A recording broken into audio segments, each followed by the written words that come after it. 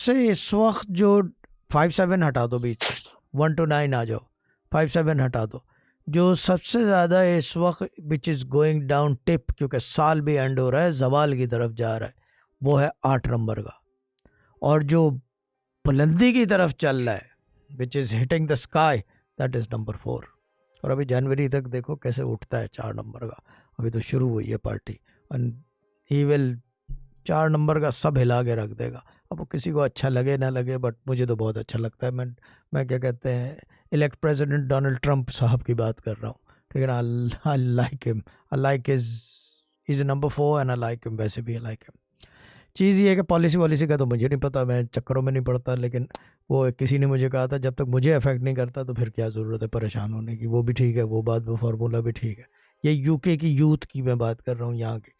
But the main thing here is K number 4 is going up, हमने group बना दिया।